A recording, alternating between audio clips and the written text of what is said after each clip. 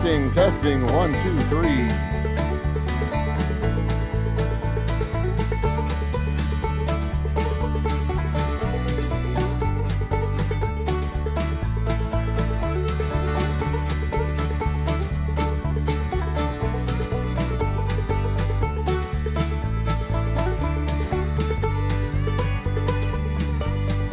All right, audio sounds good. Time to get this party started. I'm not recording it though. Let's start recording now. Ladies and gentlemen, brothers and sisters, children of all ages, I'm here at my shop. There over my left shoulder, you can see full bottles of whiskey, but they're tiny bottles of whiskey because I'm making tiny bottles of whiskey. So let's get cracking. Have a word from our sponsor, and then the show. There's no word from our sponsor. There's no word from the sponsor because I'm the sponsor and I haven't re-recorded that video. My computer bricked and I lost my Ad Twins ad. I'm not happy about it, but that is what it is. Not 6. Let's go with 5, 2, 3, 4, 5. Reset. Reset. That should do it. So what I'm doing is I'm filling up some half-size bottles for a client gift, an accounting firm that wanted client gifts for Christmas. So we've got client gifts for an accounting firm. This whole saga of this gift, the bottles were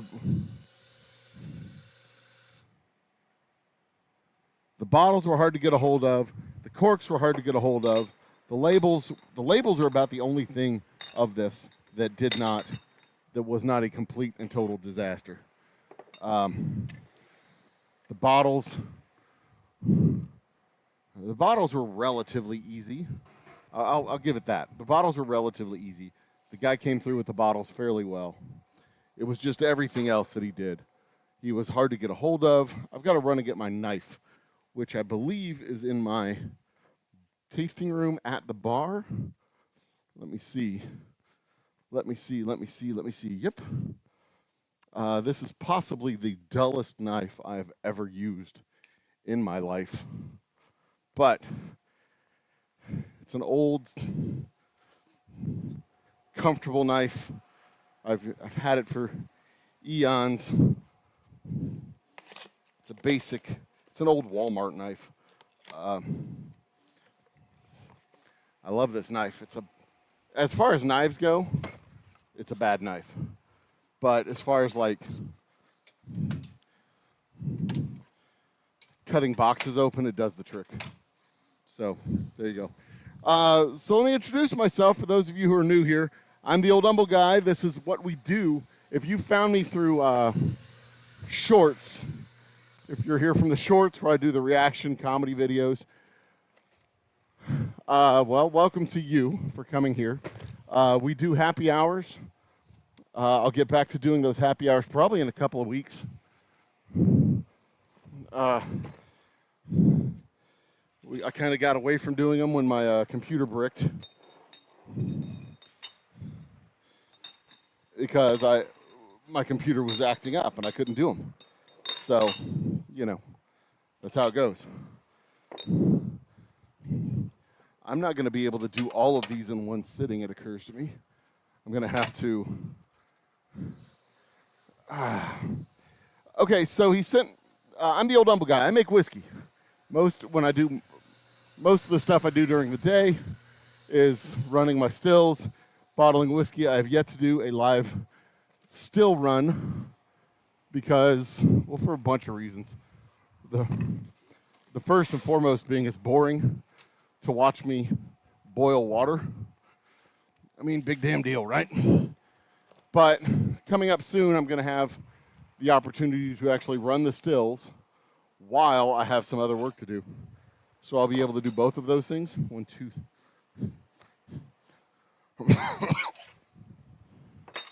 10. Whoa. The rollers are still up on these tables. So I'll be running the stills in a couple of weeks, actually. while I bottle up some other whiskey. But this is a special edition of our special reserve. These are gift bottles that are going to a local architecture firm, and we're going to be shipping these out across the country. And in each, I need to add a little something to each bottle so that they can order it from whatever market they're in.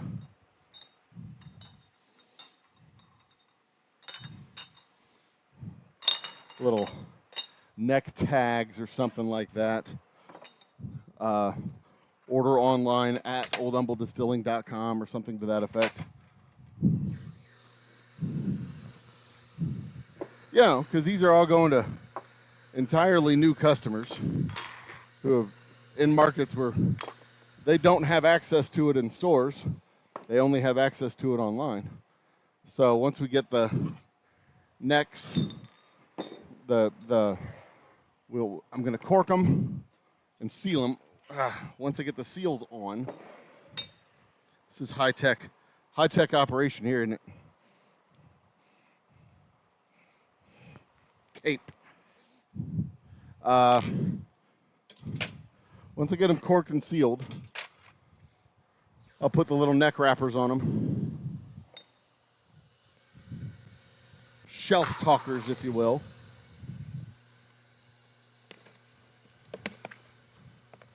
Bottle talkers, whatever they want to call them. Collateral. Yeah. Sales collateral. You know, like what proper salesmen do. This is a cool opportunity. I'm going to have 400 or so bottles in hands of people all across the country.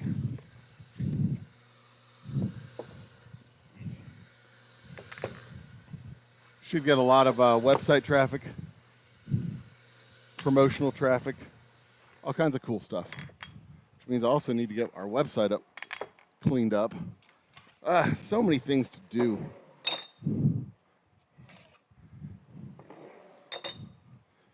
If any of y'all know how to use WordPress,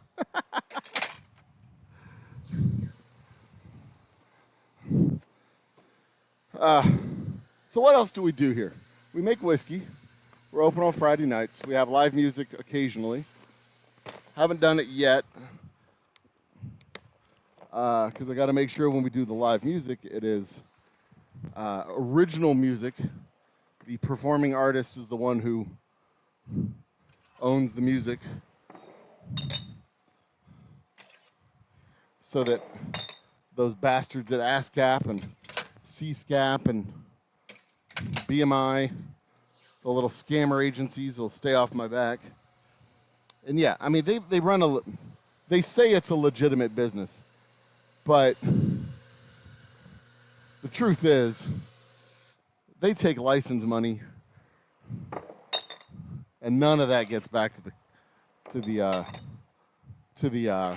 artists.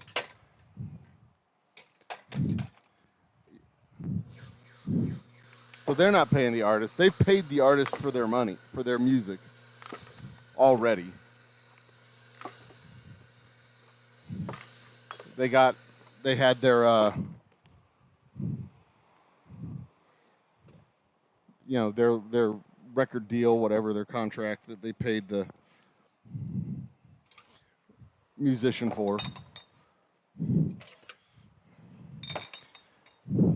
And now if some local artist wants to come in and perform it, while they learn how to be a local artist and learn how to perform to an audience and learn how to do, basic performance stuff, well,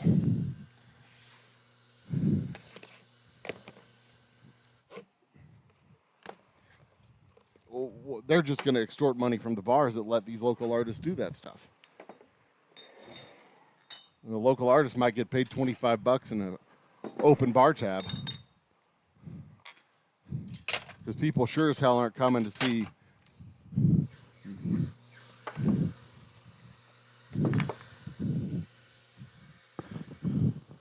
Mitch Townsend play cover band music. I mean, shit, you just play the radio for that. Nobody wants to see some kid play cover band music. They'll stick around for it, maybe. They're not coming for that kid. Let's see here. What I really want to do is wrap this up so it doesn't get sweaty.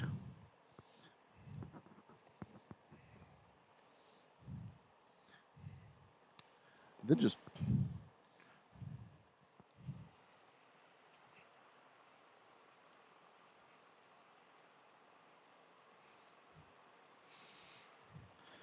put it right there. That'll do. God, I'm fat. All right. Can't bend the way I used to be able to. Don't you hate it when you come to those realizations? Like, you know. Anyway. So what's good in whiskey news lately? Had a guy tell me that Garrison Brothers filed for bankruptcy. I looked it up. That did not, in fact, happen. I was stunned when he said that. I'm like, Garrison Brothers? You kidding me? How's that even possible? Turns out he was wrong. Some other company must have done it, and he got them mixed up. That happens. But as far as I know, Garrison Brothers is doing just fine. And we're all struggling a little bit. It happens through the summertime. You get summertime struggles. Sales slow down in general. I'm trying to pick things up at the tasting room for what that's worth.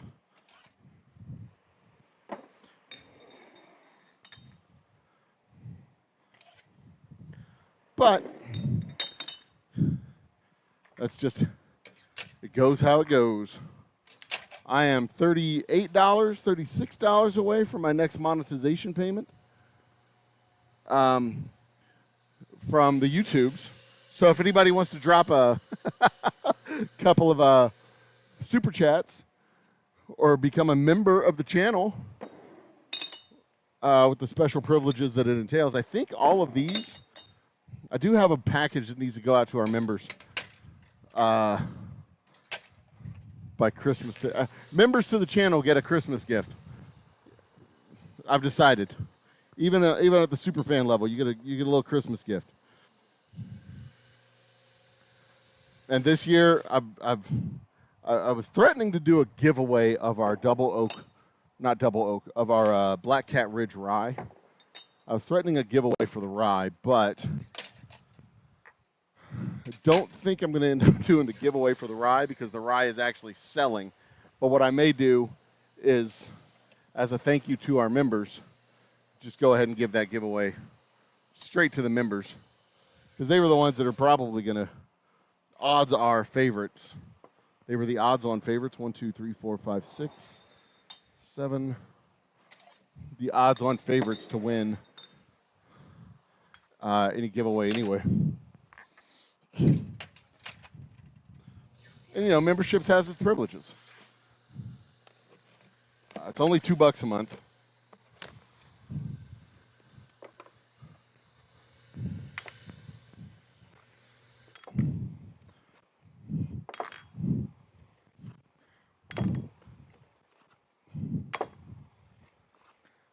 What else? What is there even to talk about? The election's going on. We could talk about the election. Oh, my next happy hour is going to talk about the Mandela effect. And the Mandela effect is just this. Okay, so it starts off. The Mandela effect goes back to this mass misremembering of Nelson Mandela dying in jail. Everybody remembers or had remembered Nelson Mandela dying in jail. Was this whole thing, He didn't die in jail. He was released late 80s, I think, mid 80s, early 90s. I can't remember when he was released, but he was released from South African jail. Lived a long, beneficial, productive life.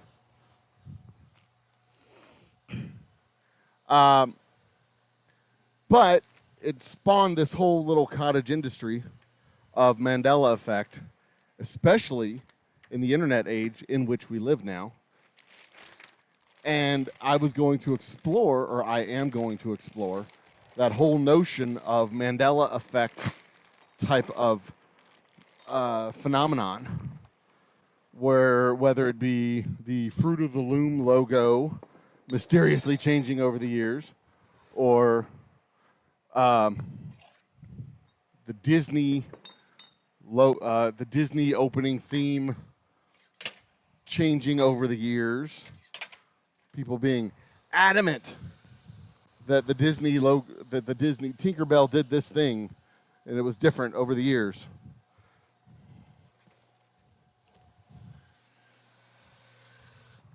Well, we had our own little Mandela effect moment here in Houston just the other day. Saturday, as a matter of fact. This is how bad the University of Houston football game was. We go to the football game, and we watch the University of Houston just lay a giant turd on the middle of the field. It was bad. Super duper, super bad. They sucked in Technicolor. It was so bad. Anyway.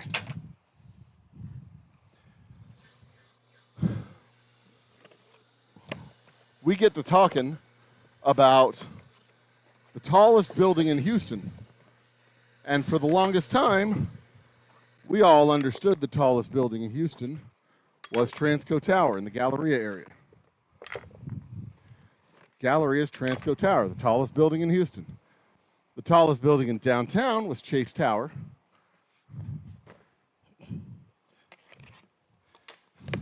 And there was some kind of technicality about it, like the Transco / Williams Tower was the tallest freestanding tower, but Chase Building was actually the tallest in downtown, or something to that effect. And if you looked at the data, the Chase Tower was actually shorter, so we thought, than Williams Tower. That's what it all boiled down to. Williams Tower was the tallest tower in Houston. Chase Tower, tallest building downtown. So we're talking about it, and you know, everybody in the we looked this up on the way to the game, and no, turns out Williams Tower is actually 100 feet shorter than Chase Tower. And Chase Tower has 10 more floors than Williams Tower. There's like no part of Williams Tower that's the tallest anything in the city of Houston. It is the third tallest building in the city of Houston. And it's been the third tallest building since it was built. There wasn't even like a situation where the building was built and it was the tallest, and then other buildings got built that made it less tall. Nope. And this freaked us out because we asked every single person in the stands around us, a couple dozen people in the stands around us. We're, having this conversation during a football game because the football game stunk with like those little lines coming off of it. Stunk out loud. And it was bad. The game was bad. So we asked these, Houston natives, we know Williams Tower is the tallest tower in Houston. Chase Tower, tallest building downtown. Everybody, to a man, old enough to know. Young kids, they didn't really know. They didn't really care. But the older folks, the Gen Xers, every single one of us. Williams Tower, tallest tower. Chase Tower, tallest downtown.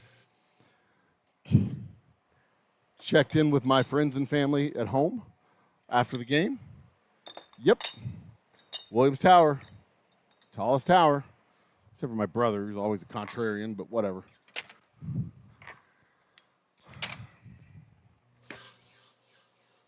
That is not the Mandela effect. Mandela effect, well, well, I guess technically it is, because we misremembered a very key fact. Williams Tower is the tallest freestanding skyscraper outside of the central business district of a city in the entire United States. It is the tallest freestanding, which means there aren't any other skyscrapers around it. It's an 900-foot tall, 60-something floor tower in our Galleria area of Houston. And there are no other skyscrapers around it. It stands alone, by itself. A beacon on the west side of town, the southwest side of town, if you will. In fact, it has a lighthouse light on top, a beacon light on top. It very much is a lighthouse. Who's in here? Lone Star. What up, brother? Lone Star's in the house. Cheers, my man. So, yeah, I mean, we've all... And what this sheds a light on with this Mandela effect thing is not that facts, mass delusion of misremembering or whatever. It's not time travel. Nobody went back and changed the facts, and you remember the old timeline, and the new timeline is what it is. We have really bad memories. Our brains are really bad at remembering details and facts. They're really bad at it. We get shit mixed up all the time. We get facts mixed up, details mixed up, data swapped back and forth. Eyewitness reports are notoriously unreliable for, I mean, courts take them as a gold standard. We assume that eyewitness reports are, they saw it firsthand. They're notoriously unreliable when it comes to factual information. Just like an entire city of human beings here in Houston thinking that a building is the tallest building when it is not. We misremembered a very key fact, that it is the tallest freestanding building outside, because there's other towers, but they're like cable-stayed towers or whatever. But Williams Tower is the tallest freestanding, and that's the key, tallest freestanding skyscraper outside of the central business district of a city in the United States. And our stupid brains warp and bastardize that to the tallest building in Houston. It's not the tallest building in Houston. Never has been the tallest building in Houston. It is simply the tallest building in that section of town.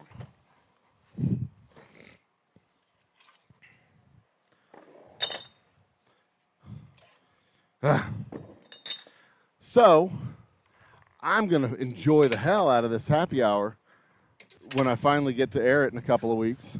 I brought in some new lighting to do some videos in my office. I brought in some lighting. I brought in some all kinds of stuff. I'm super excited about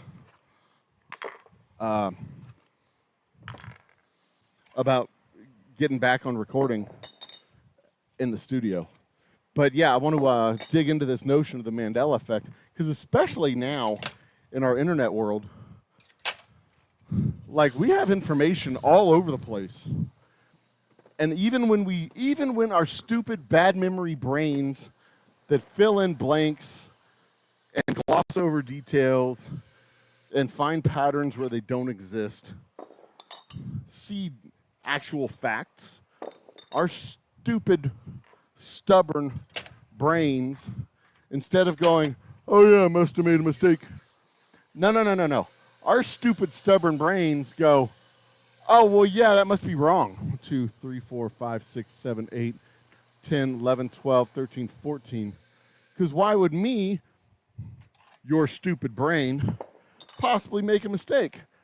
I'm where all your thinking comes from. And us, being the stupid idiots that we are, we trust our stupid brains. Because why would our stupid brains make a mistake? That's where all the thinking happens inside of us. Well, it turns out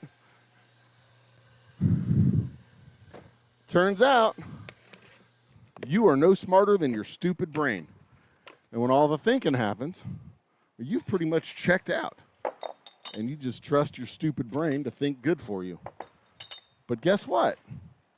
Your stupid brain doesn't think good. Your stupid brain is very bad at thinking. It's very good at finding patterns where patterns don't exist. It's very good.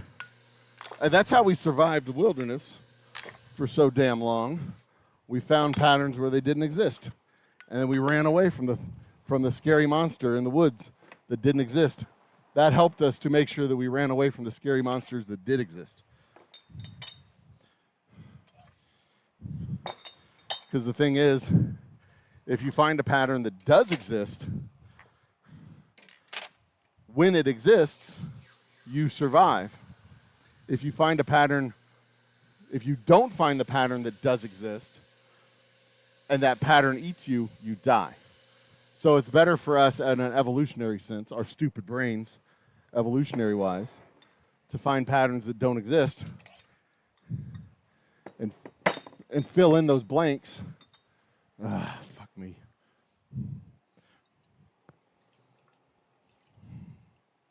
Because if we don't fill in those blanks, and those blanks do happen to have a tiger in them, then we die. And dying's bad for your health.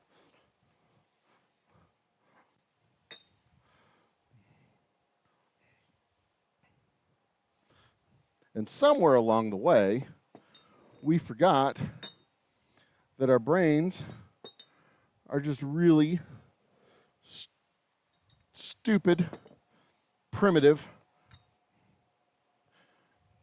pattern finders.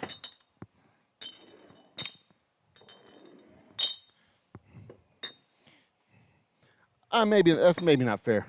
They're not primitive, stupid pattern finders. They're really good pattern finders. They're so good they find patterns that don't exist.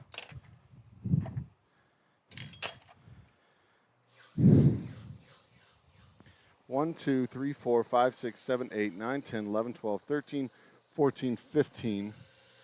I want to do 20.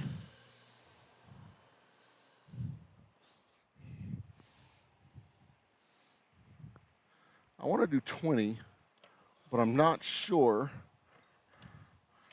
I got enough space to do 20 and leave 20 on the table, because I've got to leave these out for another couple of days until I get the dadgum corks or the seals to go on these corks. I could use these clear seals, but I just don't like the clear seals. And these are gifts, you know what I mean? I want the gifts to look, I want them to have a black seal to them.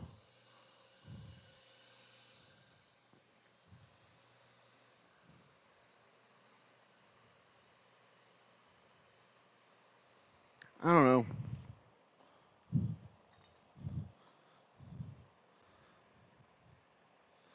I'll take a look and see with the label on it and see if it looks gift worthy.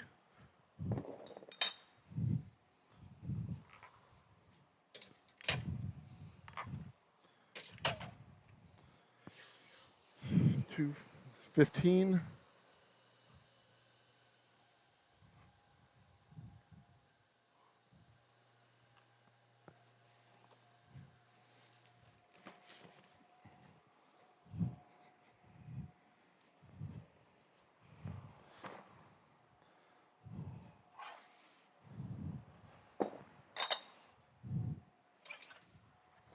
So this is how most of my days actually go.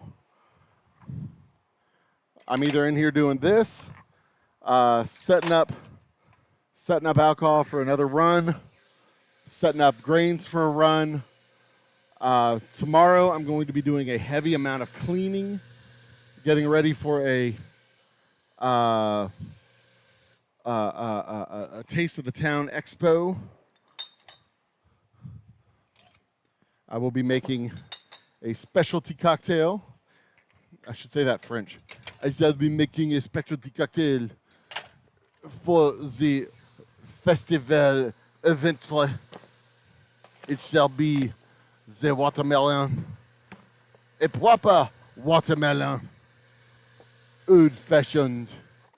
I shall have the watermelon juice. I shall have the orange juice instead of the bitters.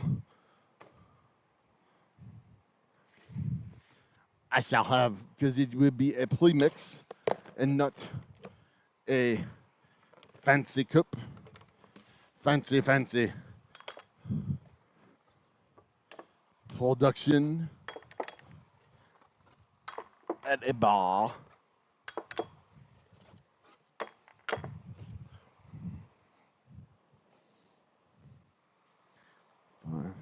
7, 8, 9, 10, 13, 14, 15, 16, 17. That would be 17 total there. Nevertheless, it shall be a special event. We will have the t-shirts for the people to purchase if they want them.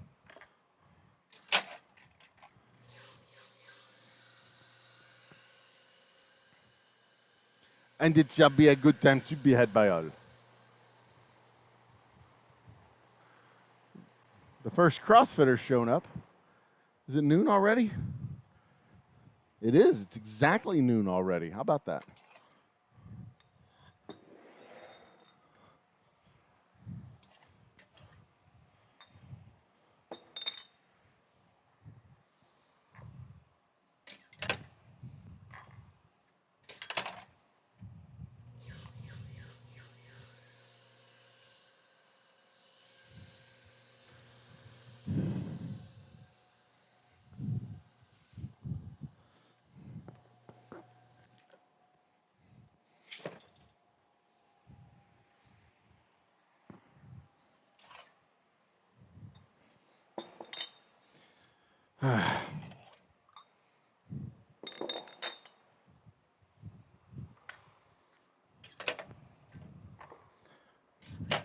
Once I fill these and cork these, I've got to go back and figure out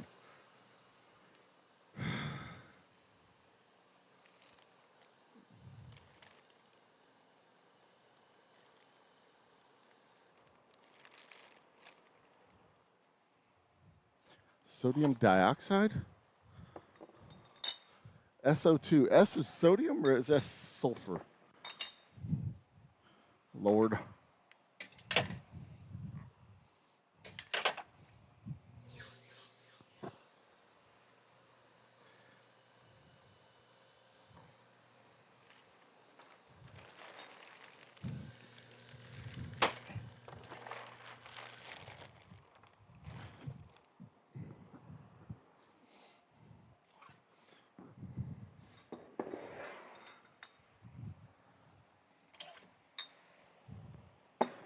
What else is there to talk about? Me personally, I follow the election. I'm a very big fan of voting. And if you haven't heard me talk about voting, then you haven't listened. I think everybody should register and vote. I don't particularly care who you vote for.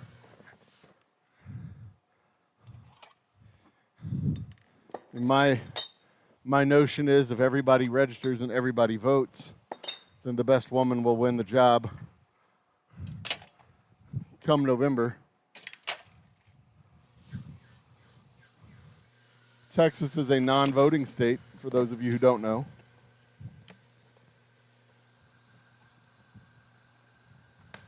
We have a high registration rate, but then a very low voting rate. So it's not just a function of going out and registering your friends to vote. It's actually getting your friends to go vote once they register. Despite all the barriers that the powers that be throw up in our way. And I work the polls on election day, so I know what these barriers are. They are real. I've seen it.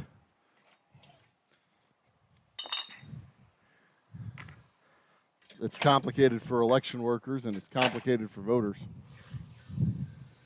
And it doesn't sound like it, but because, it's just, have your ID, which is fine and dandy. But I have left the house without my ID before. In fact, we were on vacation, and I was going to White Sands Missile Range, which is a federal facility. Because, missile range. And you are not allowed to go in to a federal building without a federal ID or without a state-issued ID.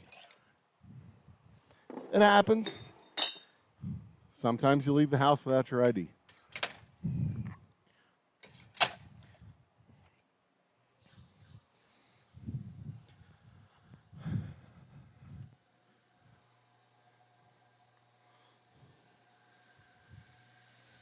$10, $20. 1, 2, 3, 4, 5. That's 10. That would be 20.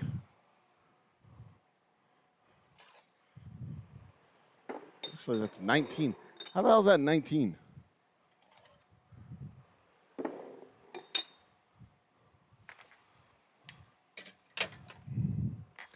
And that's only one of the barriers they throw up in the way. I mean, they've done a 1, 2, 3, 4. I mean, it's not all bad. Don't get me wrong. They 4, 5. 1, 2, 3, 4, 5. 15, 16, 17, 18, 19.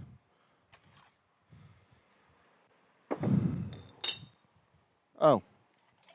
Because I have an odd number of boxes. That's why.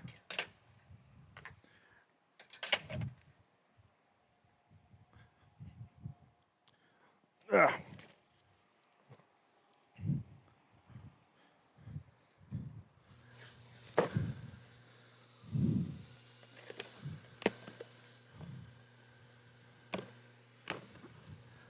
And, generally speaking, I don't have any problem with it, making sure you have your ID before you vote. But if you don't have your ID when you go to vote and you turn around and you go home, what do you think the odds are that that person is coming back to go vote? Coming back to the polling booth to actually vote? The answer to that question is 0%. Or at least very close to 0%.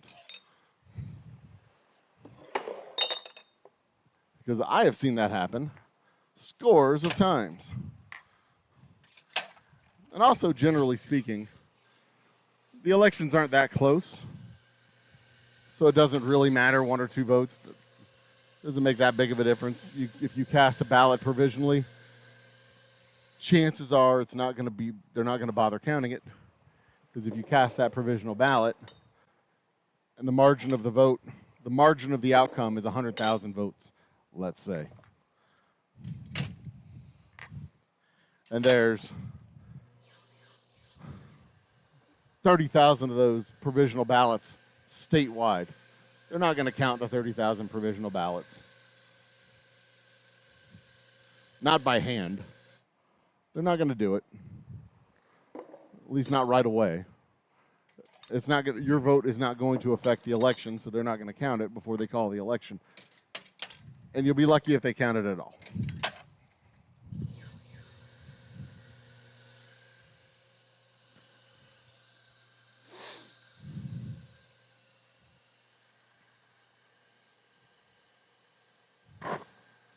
Hey.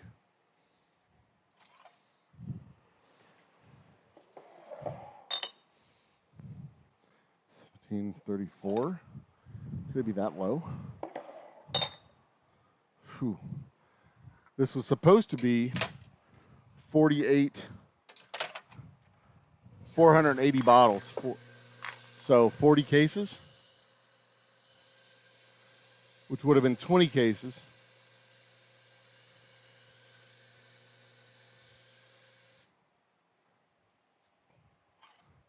Because 20 times 2 would have been 240.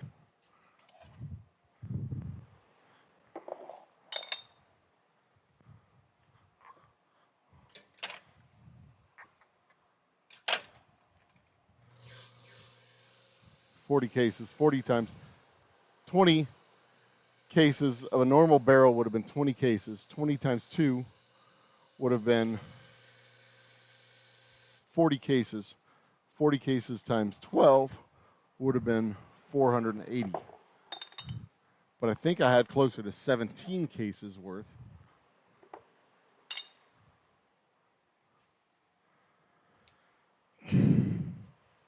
Which is not going to be 400 cases, or 480 bottles. It's going to be closer to 400 bottles.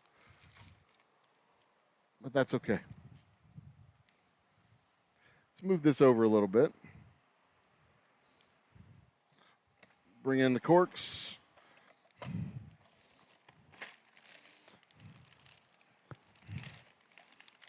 All right. So this is our Glengarry Glen Ross for closers. The closures machine, get it? I need to put a little block on here to lift that up a little bit because it is too low. Where is my 4x4? There it is. That's the one.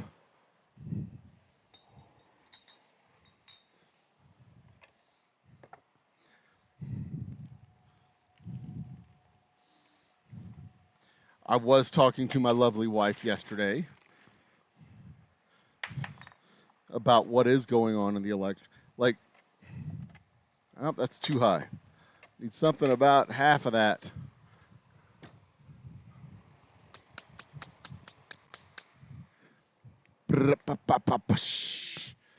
That should do it. A 2x4 should do the trick. If a 4x4 is too much, try the 2x4. 2x4 is actually a little bit too much as well. So I need a smaller slice of board. And I think I've got one right over here.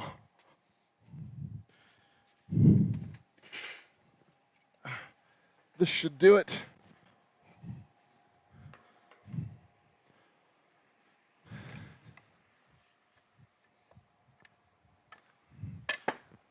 Almost.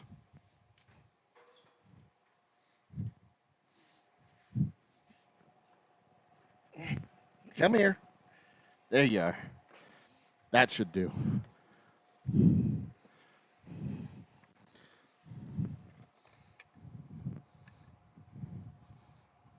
Ah, that'll do it.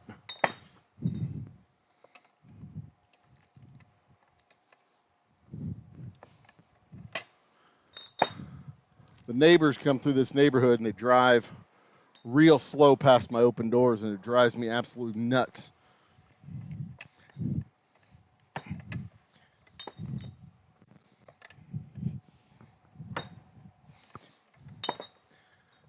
It's like I don't trust the people back here all the time.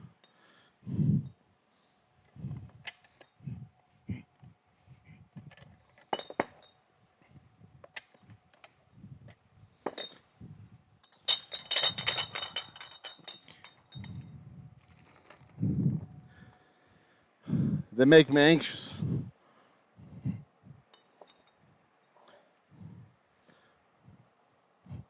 Especially after that one dude just decided that he wanted to have my barrels, so he stole them. I don't like that guy anymore.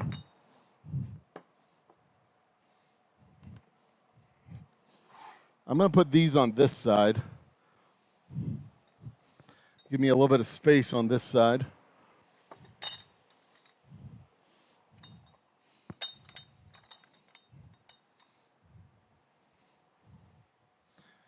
I hope I don't live to regret that.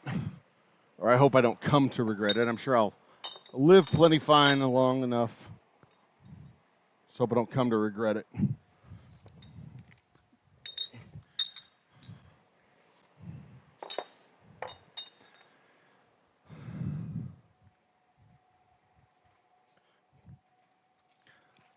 Like this whole thing has been a comedy of errors. Even the label company screwed up my labels.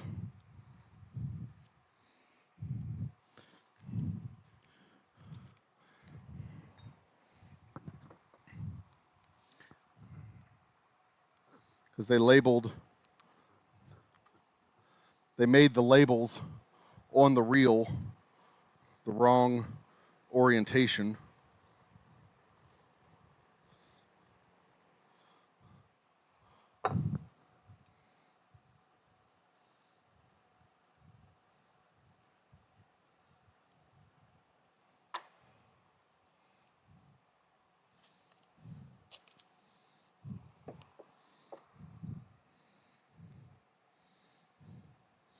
Which makes it kind of a pain in the ass to label these things. I'm going to have to label them all by hand.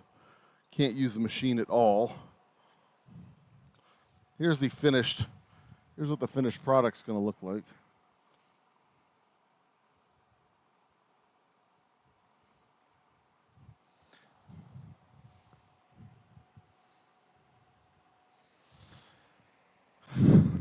So I don't know if it needs that black capsule on top or white, or the clear capsule will do the trick. I may just go with the clear capsule and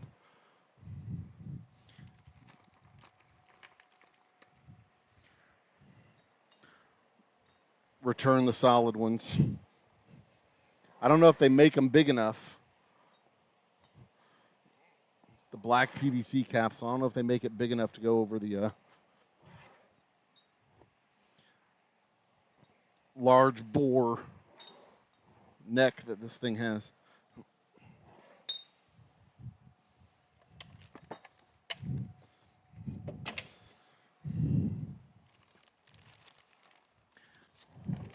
Anyway, what was I talking about? I don't even remember. Doesn't matter.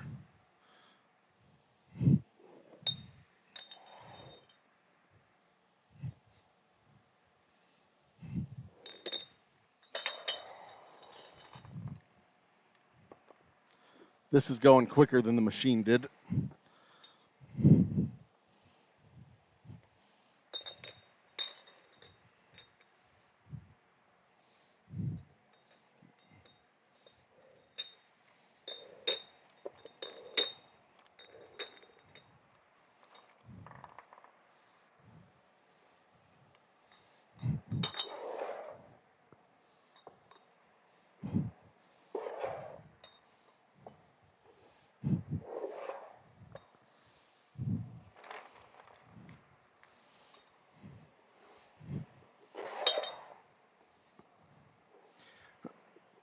Ask me anything. I have an open book to answer the questions that you may, any question you've got. Because I don't really have much of a topic right now to talk about. In fact, I think what I'm going to do is I may wrap this up, go get some lunch, because I've got to be somewhere at 3:30, I believe. Where do I got to be at 3:30? Come on. Is it 3:30 or 3:45 that I got to be somewhere? 3:45. So I got to be somewhere at 3:45. So I'll give this another hour. But yeah, this is not an uncommon day here at the shop. It's uncommon in that I'm doing this many bottles, because usually I'll just do a batch of 5 or 10 cases. I won't do a full 17, or how many is this? 1, 2, 3, 4, 5. 1, 2, 3, 4, 5, 10, 15, 20. I won't do 20 full cases in a single day. Usually I break that up into 5 at a time just to make it more manageable. And I'll do the whole label, cork seal label process. So I'll probably end up being back here tonight. I really can't leave these just to sit without the seals on them. Yeah. Because anything, I mean, they get hot, the corks can, if they get warm, the alcohol will vent, and the corks will, or the alcohol will try to vent, and the corks will try to escape.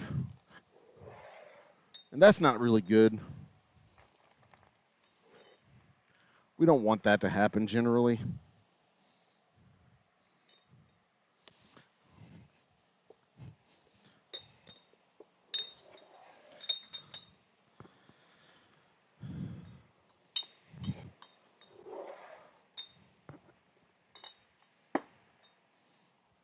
Because, you know, you generally want the alcohol to stay inside the bottle and the cork to stay on the bottle. That's generally the idea. If the alcohol comes out of the bottle, then what's the point?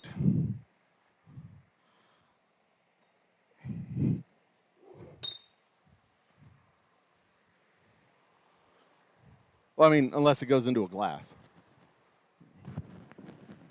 You know, if it comes out of suspension, out of solution, yeah, because alcohol is a solution, not suspension.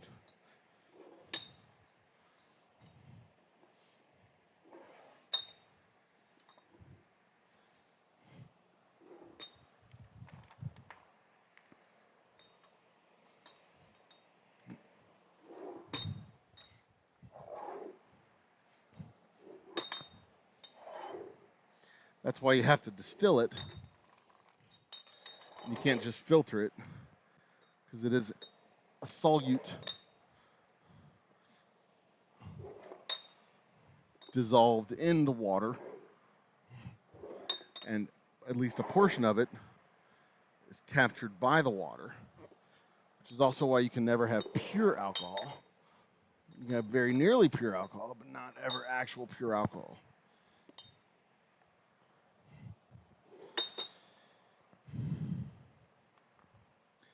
That's why Everclear is 99% alcohol, or 98% alcohol, I think.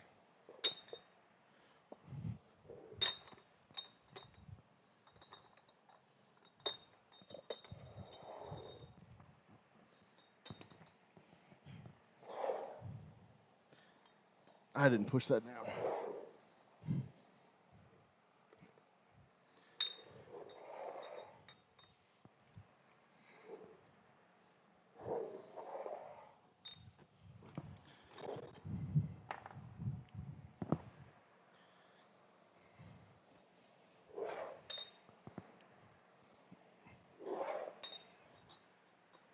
All right.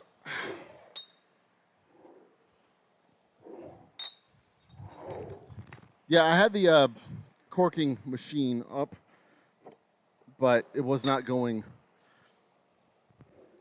This is working just as fast. Doing it by hand is working out just as well as doing it with the machine, so I'm using the old-fashioned method.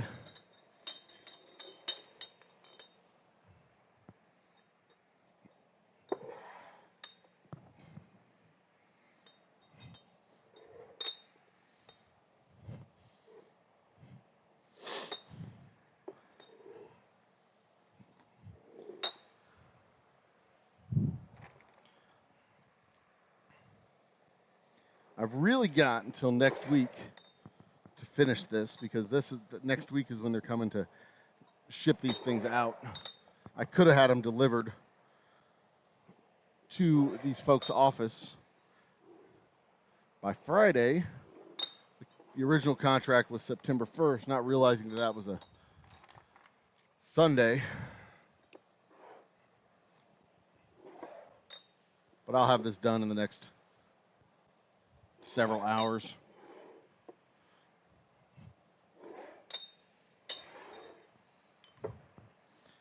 And then my good buddy Desta is going to come in here and help me ship this stuff to wherever they need to have it shipped.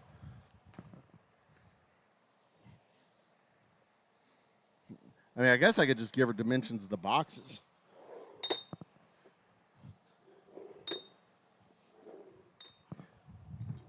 But because it's glass, it really does need to be padded and protected.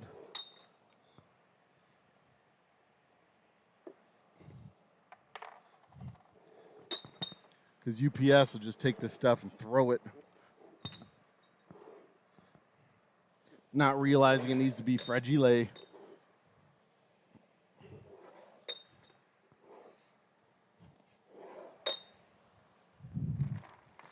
Fragile.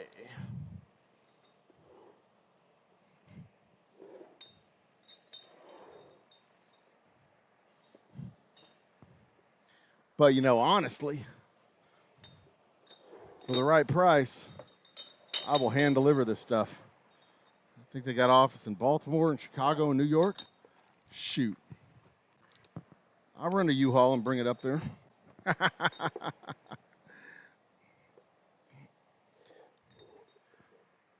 Would not be the first time I did something like that.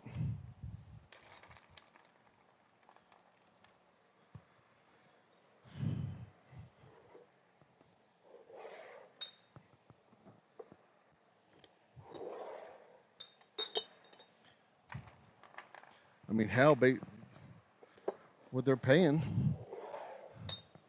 it might be cheaper. Now that I think about it.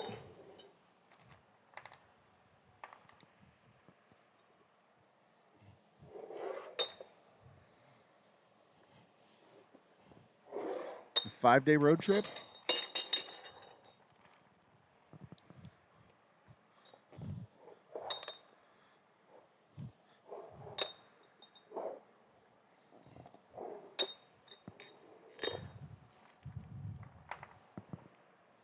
Might be.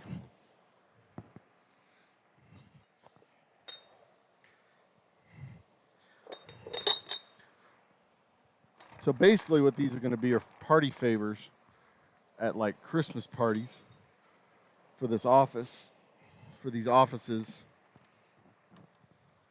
for their year-end Christmas parties. They're going to invite their clients over for their year-end Christmas parties. And then the clients will be able to leave with a 25th anniversary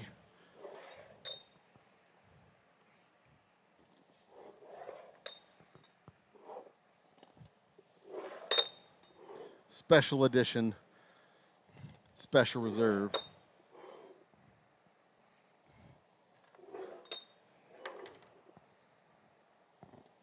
Yeah, I think the clear toppers will be fine.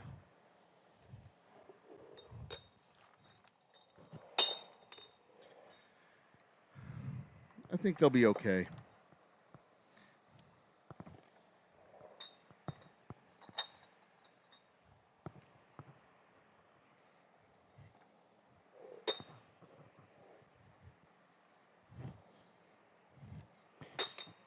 I think it'll be fine.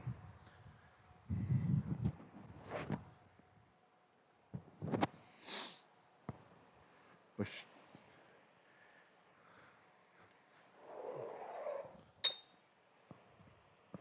2, 3, 4, 5, 6, 7, 8, 9 more to go.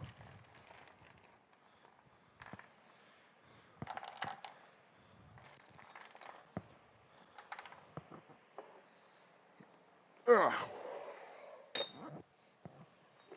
So the next thing will be the bottle seals.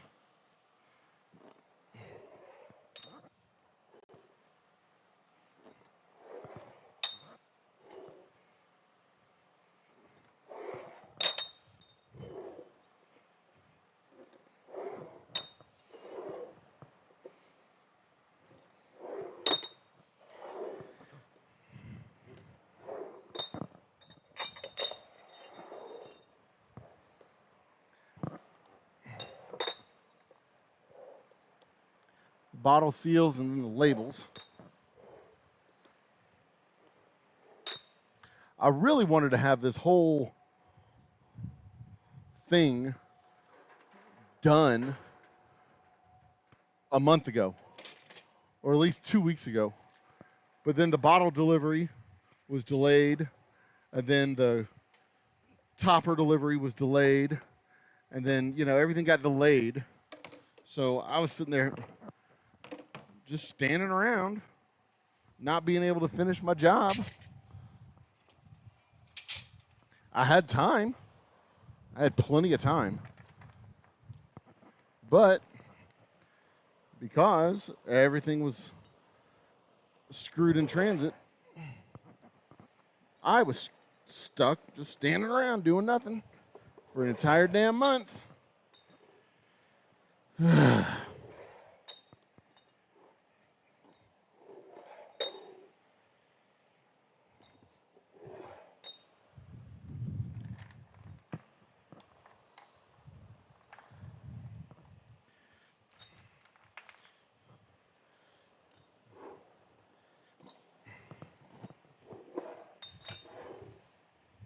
I'm pretty sore about that. Kind of pissed off still.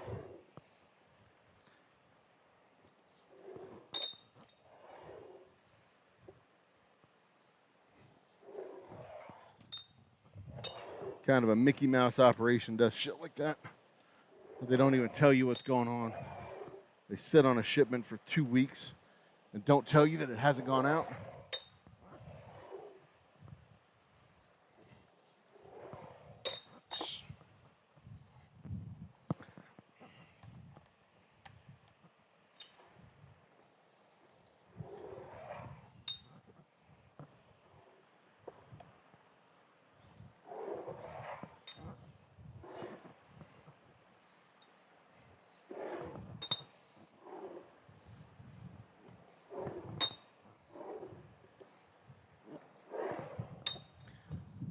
Yes, I am kind of angry at Raul still.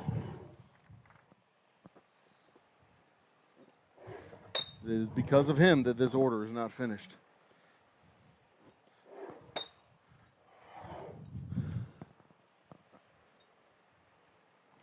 At least that's my story, and I'm sticking to it.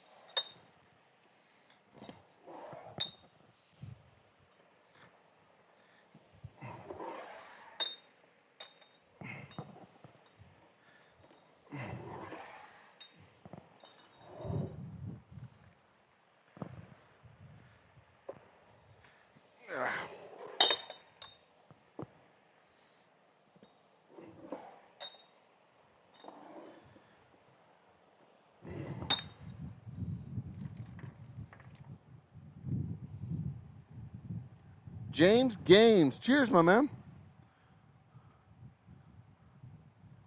Fishy. All right. Don't know what that's supposed to mean, but hey, welcome to the party. We are finishing up my order for a local architecture firm for Christmas presents. They wanted a special order of bottles that have a special label with their logo, their 25th anniversary logo.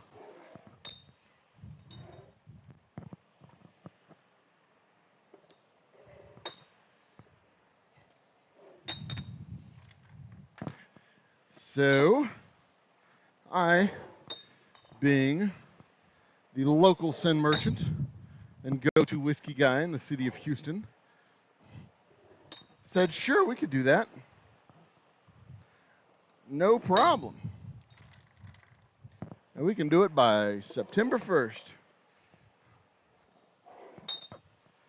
We just had one small minor delay because of the glass company being bad at their job.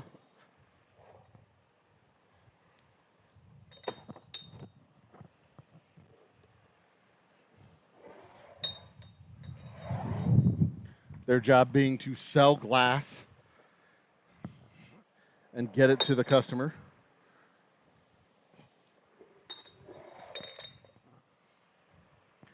Let's see here, 1, 2, 3, 4 remain. Almost there.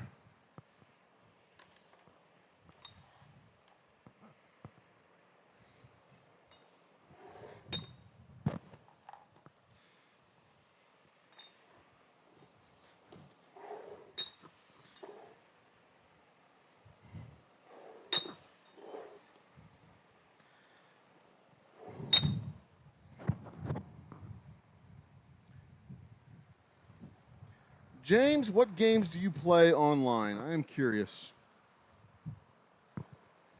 Because my set of games are thin right now. Since I've had to rebuild my computer after it got unceremoniously bricked due to a mishap with the BIOS update. I have since, on my new computer, disabled the BitLocker encryption crap.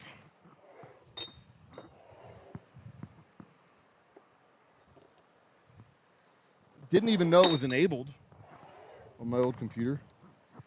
But the games that I have are still stuck on Steam. I haven't downloaded anything to play.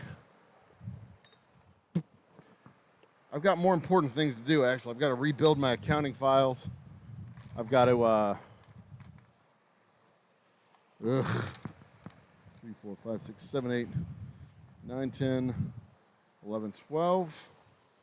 And that is every bit as dreadful as it sounds. And to go through and rebuild, re-enter every invoice, re-enter every purchase order, re-enter everything. It's gonna suck.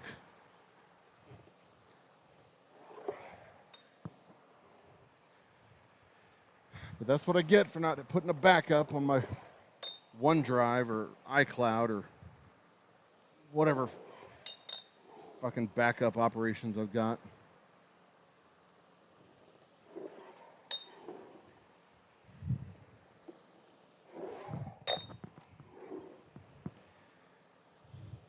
I think what I'm going to do, instead of giving detailed data for these rebuilt years, I really should give the detailed data though. Item sales. 2, 3, 4, 5, 6, 7.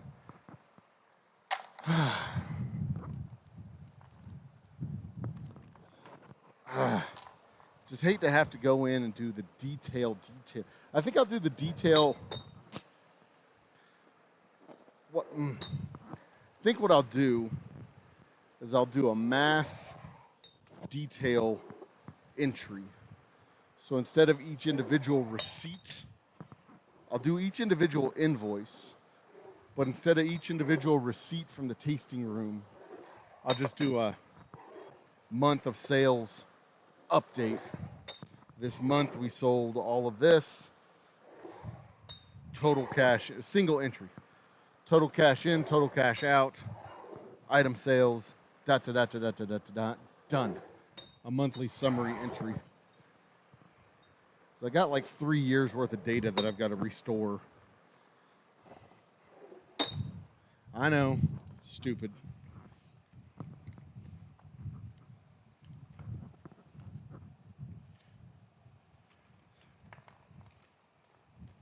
But a week's worth of work should catch everything up pretty solid. I don't expect it'll take more than a week.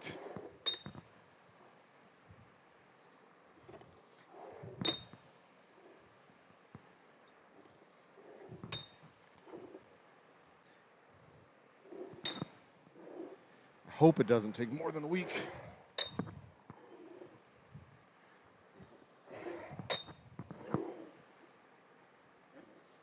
The biggest issue is just going to be outputting all that stuff. And yeah, with basic accounting,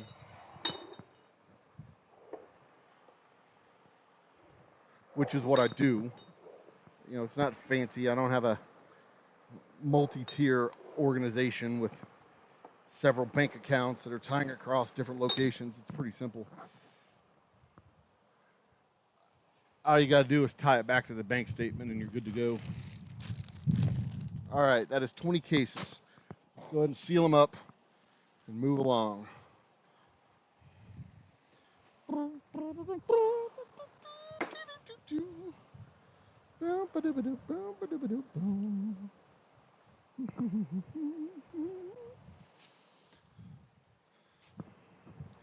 They have these little tabs on these things. See a little tab on there? Can you see that?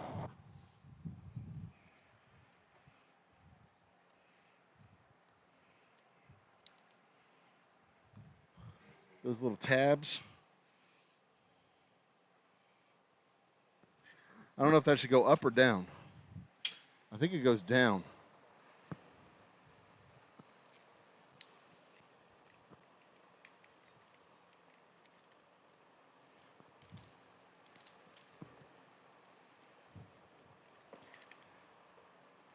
They're awfully snug.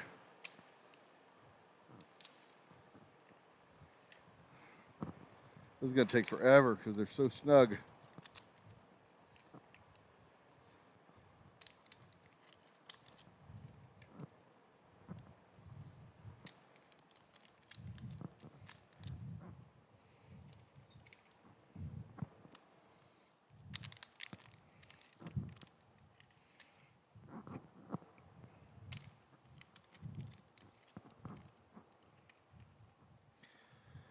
All right, I'll figure out how to do this quicker.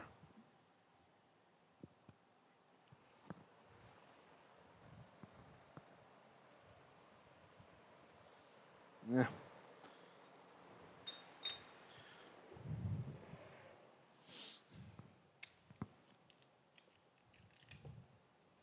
All right, let's see here. Before I do them all, I'm going to go ahead and do one all the way through.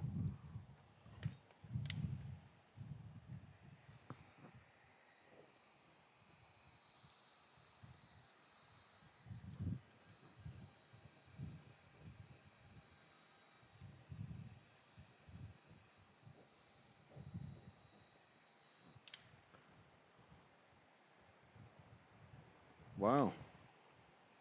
Damn. Fits like a damn sock. Look at that. Perfect.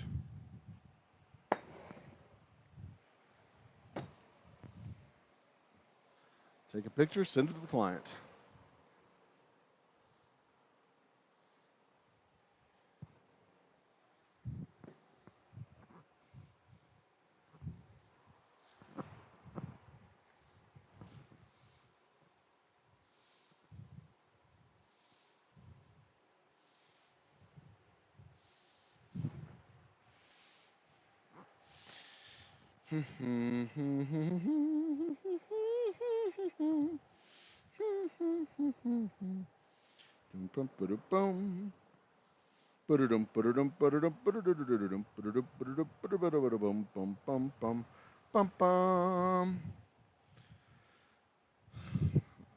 It is raining up at my son's college. 3 essays with A's. I'm currently almost done with the first lab report. Good for him. He is out of doors at college. Surprising.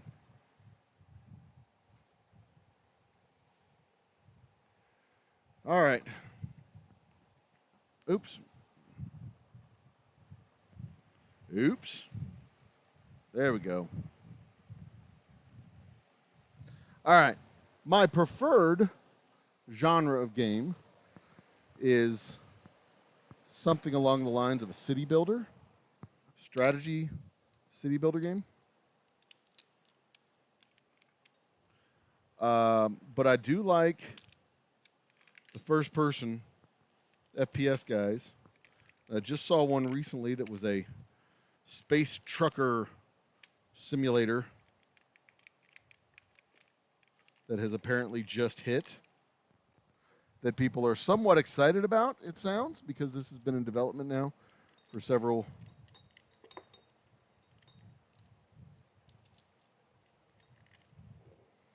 quite some time.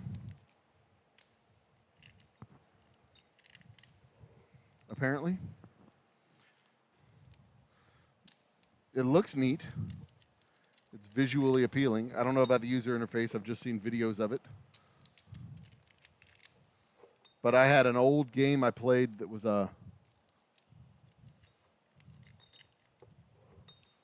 it was a space trader, I think is what it was called. It was basically the same thing. You had trade lines and truck lines.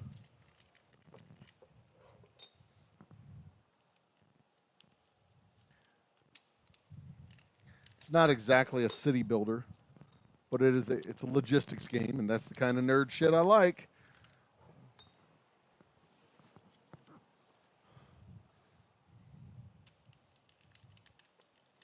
But most games are logistics games. I mean, even if a FPS.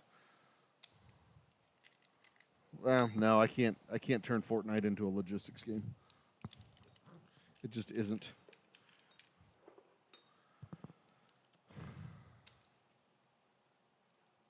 Yeah.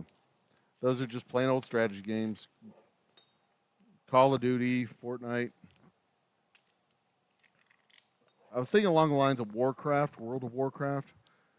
It's something of a logistics game, but you're not like stockpiling assets and stuff like that. You're just putting on armor and going and killing stuff.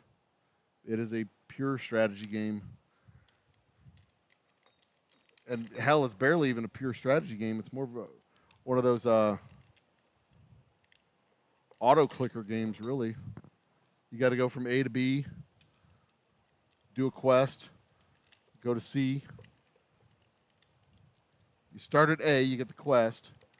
Go to B, do the quest. Go to C, turn in the quest. That is World of Warcraft in a nutshell. And the difference between that and, say, Cookie Clicker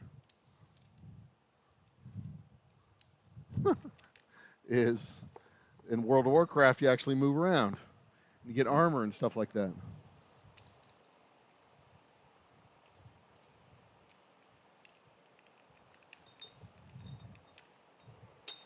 But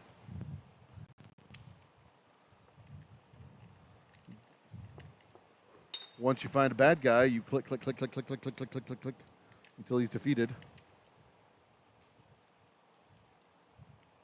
Am I right?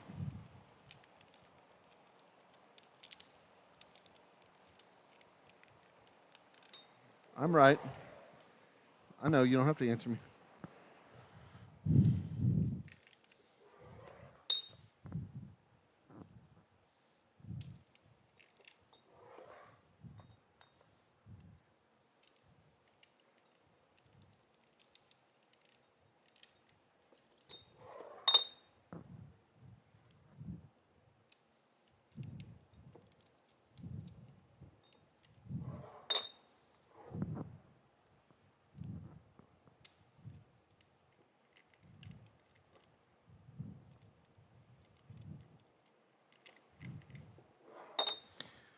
Okay.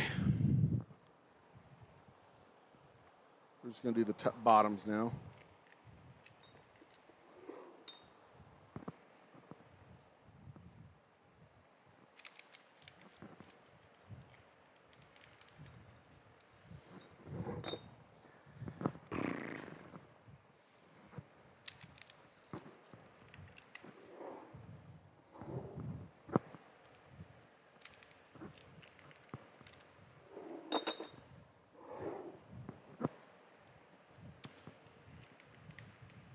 I have Eastbound and Down stuck in my head.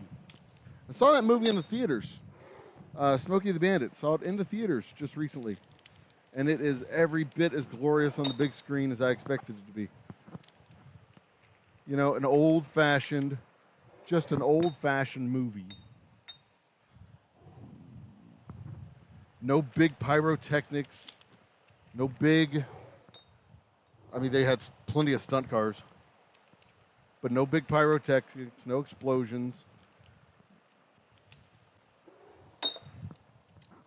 Everything was filmed in Georgia on the highways.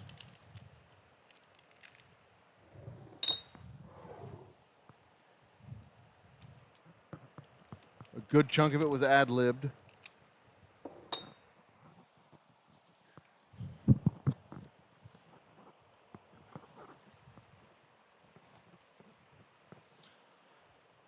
Just a good old-fashioned movie.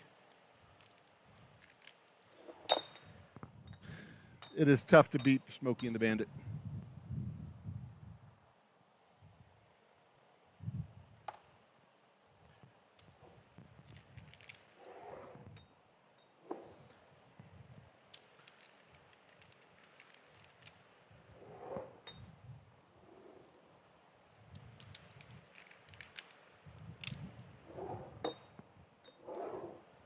It's just a great movie.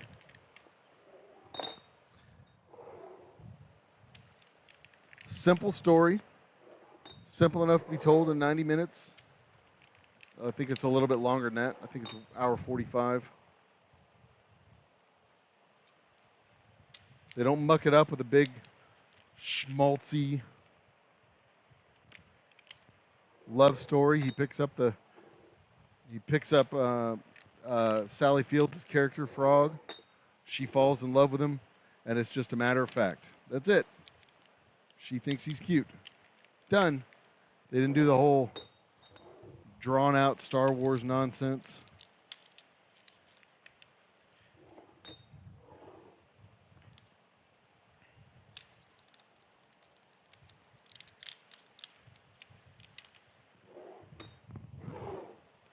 Bandit didn't change who he was because of a girl.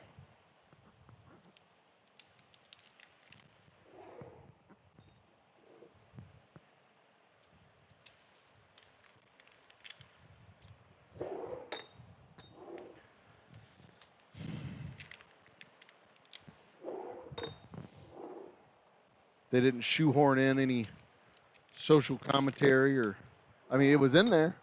If you knew how to look, if you knew what you were looking for, it was in there. But they didn't shoehorn it in. They didn't force it like they do in Convoy. And if you haven't seen Convoy, you're not missing anything. It's a good song, but a terrible movie.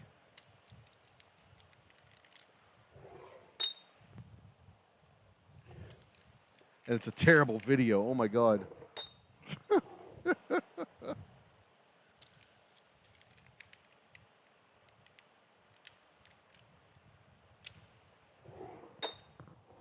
think that's C.J. McCall. But Chris Christopherson stars in Convoy, for those of you who don't know. And he is a much better singer than he is an actor. But he was also a very outspoken, progressive voice.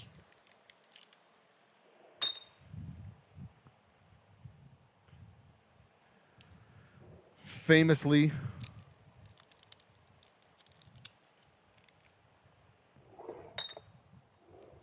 brushed up against Toby Keith at one of Willie Nelson's birthday concerts. Toby Keith had the audacity to tell Chris Christopherson, "None of that political stuff out there, Chris." Like, motherfucker, you do not deserve to be making eye contact with Chris Christopherson. If it weren't for him, you wouldn't be wearing boots, you little bitch.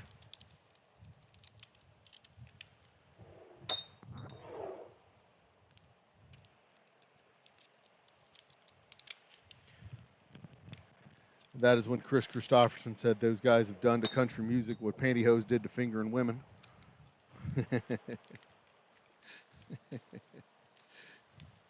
Always the poet, that one. Always the poet. I did not do a quality control check.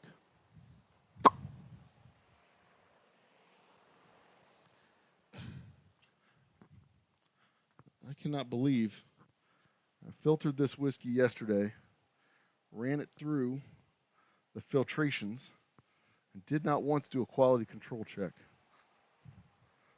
Where are my manners? Color's good. Flavor smells good.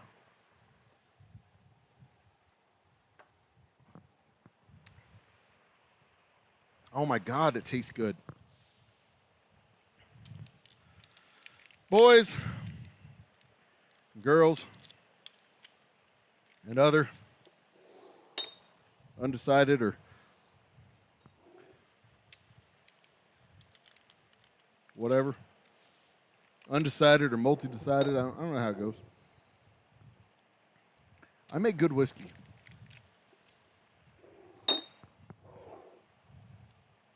And I'm proud of that fact.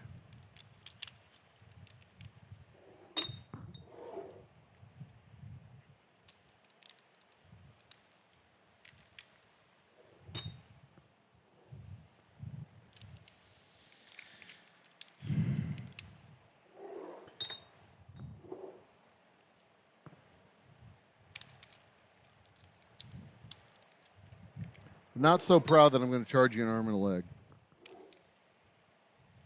Just between $30 and $45. Unless you get it at Specs, and then it's $25 to $60, because Specs hasn't changed their price yet.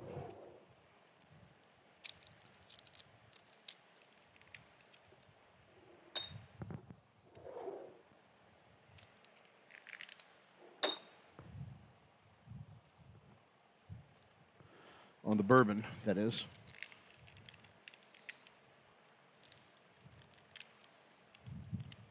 What I don't like, games that I don't like, are,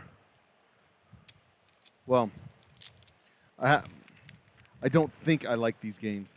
The activity simulator games, you know, where you're just like mowing lawns or farming simulators, or I don't like these idle action simulator games that have popped up where you just like put in a box and it starts to do stuff.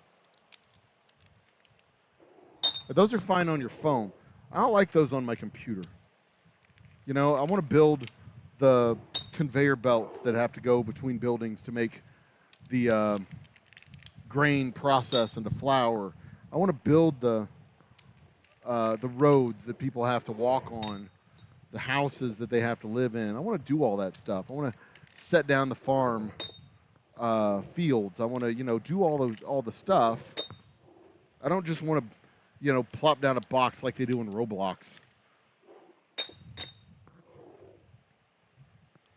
You know? And they're like, need more land, buy barges to make more land. And you just click, click, click, click, click, click, click, click, click. I don't like that. Those games, yeah. I mean, if it's an actual activity simulator, cool. I want to do that. At least I want to check it out. Because those are kind of like city builders. Build the barn, build the sheds. Make the things happen so that all the stuff can happen. 1, 2, 3, 4, 5, 6, 7, 8, 9, 10, 11, 12, 13, 14, 15.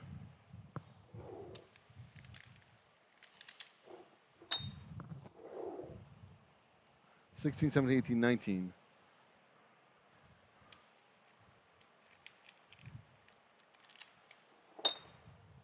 I'll need to pull one down from up there. Huh.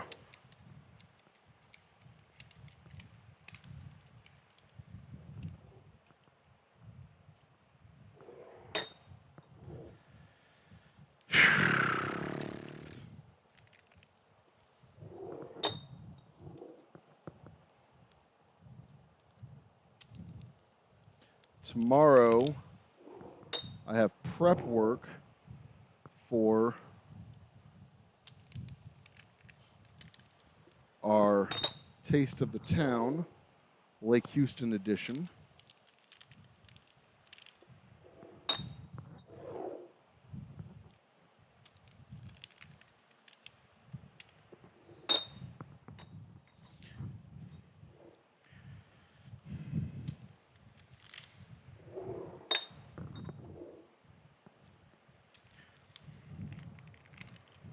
So I'm not going to get a lot of this done tomorrow.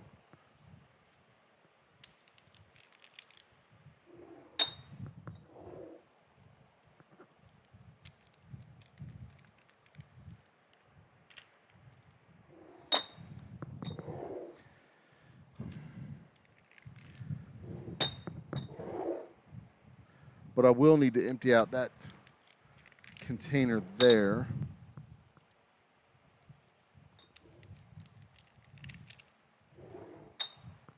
Because that one's for gin. So I may have another one. 1, 2, 3, 4. I think I have 4. So I'll be good on gin containers overall.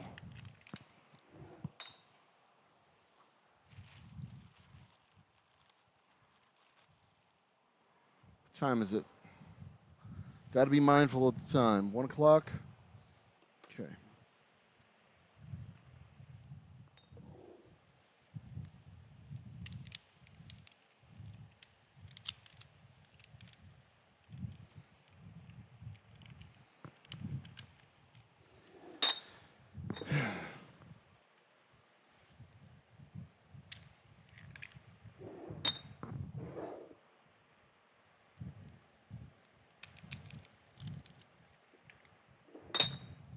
What was I just talking about? Oh, Taste of the Town, Lake Houston. Yeah, we're going to have our specialty cocktail plus T-shirts.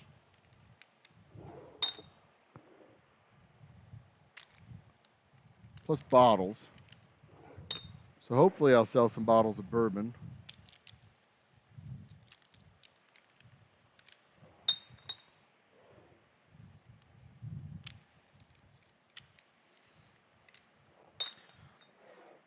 Sell a few bottles of bourbon and a couple of T-shirts. I need to turn these T-shirts over. I'm not in the T-shirt storage business. I don't like keeping T-shirts around. I don't like having merch inventory. You know what I mean? My philosophy is that I sell whiskey.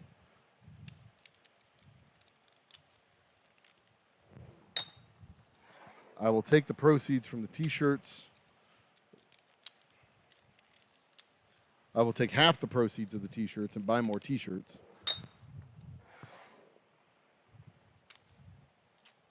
Well, no, I take that back. I'll take 2/3 of the proceeds of the T-shirts and buy more T-shirts. So I could at least buy a few more T-shirts next time. Can y'all see yeah, you'll be able to see the other side of the table.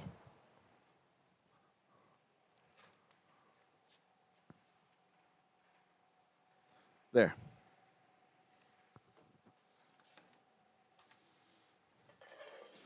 This is not the cool side of the table. It's warm over here.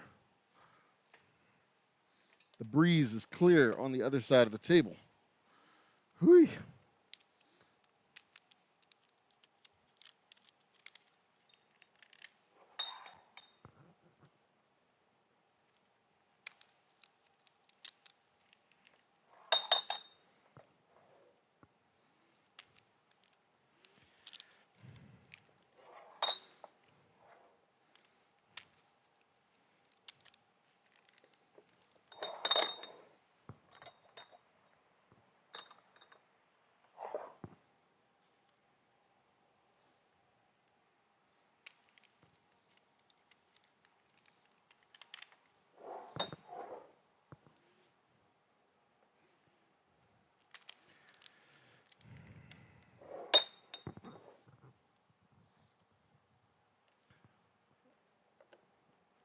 trying to think of other stuff we could talk about. Mandela effect was fun. People think it's weird, but that's just because they're stubborn. They don't want to accept the fact that their memories are flawed and very bad. I remember when I was coming back from Dallas one week, middle of the night, late at night, coming back from Dallas, I stop off at the Whataburger, get dinner. I'm heading back. I'm in the left-hand lane of the southbound side of I-45.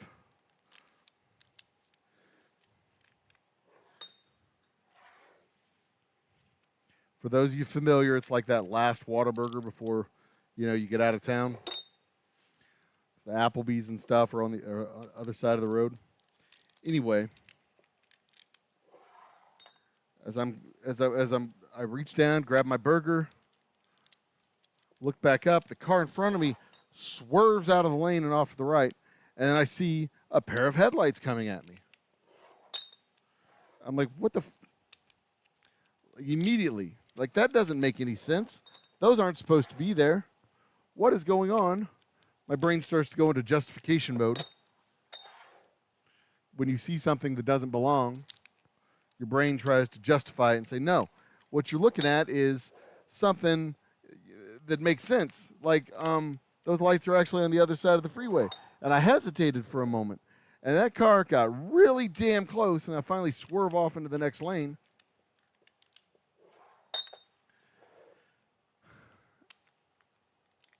And I'm honking to try to alert other people, call the cops, let them know what's going on. And then immediately, like before I even got home, my brain started retconning the event to try and make it make sense. Like, that really wasn't somebody driving the wrong way on an interstate freeway in traffic at night. That couldn't have possibly happened because that doesn't happen. My brain goes into just retcon mode and tries to make sense of what it is that I had just seen like mere hours before. Because it didn't make any damn sense. People don't drive the wrong way on the freeway. That does not make sense. And I came really close to a head-on collision with another car on the freeway because I reached down and grabbed a hamburger out of the passenger seat of my car. I mean, if I would have done that just a couple of minutes later, I'd have smashed into a car. Not even a couple of minutes, like 30 seconds later, I'd have smashed into a car, or a car would have smashed into me. Our brains are really bad at first-person information. They are really bad at it. They are very good at pattern finding, but very bad. They're clumsy and dumb. We take light into rods and cones and translate that light into electrical impulses. And then our monkey brains turn those electrical impulses into pictures inside our brain.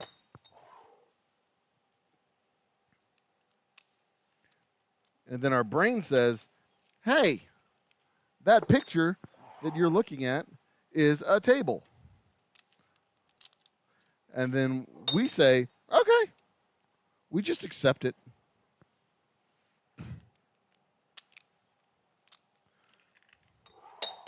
Because, that's what our brains do. They tell it. We trust them. Our bodies trust our brains because our brains are there to be thinking for us. We just don't realize that our brains are possibly the stupidest part of our body.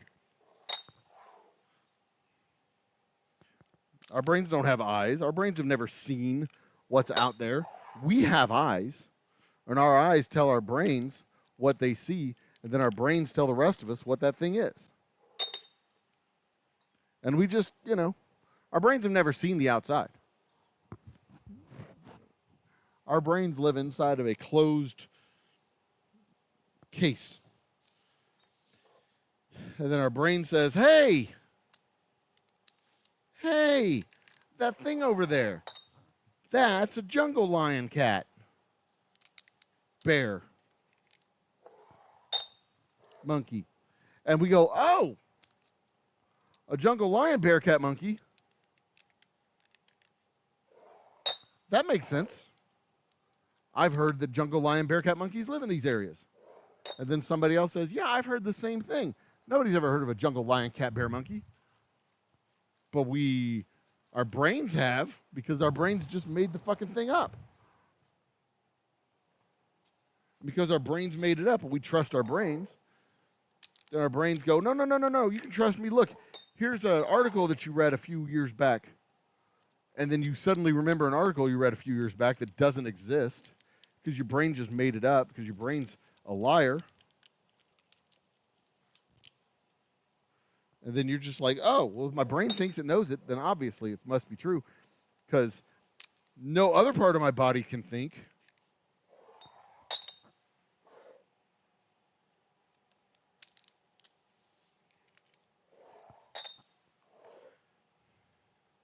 And that's how people take advantage of other people with lies and misinformation. They say stuff that's patently untrue, and then your brain says, oh, no, that must be true because I think I heard about it just now.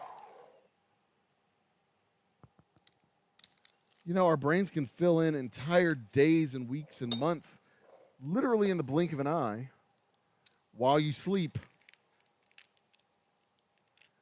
It's a very, very powerful tool, that brain of ours. But it's also very, very, very stupid and very, very, very susceptible to suggestion, which is one of the many, many, many, many, many reasons why I don't tell people what my whiskey tastes like, because brains are very susceptible to suggestion. I will tell you that it is an award-winning, delicious whiskey, and then you will fill in all the other blanks about what award-winning delicious whiskeys are supposed to taste like.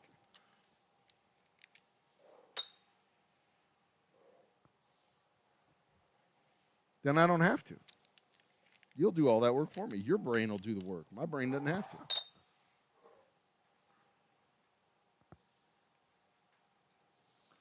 Clever, huh? That's how salesmen take advantage of your brain. Ha ha.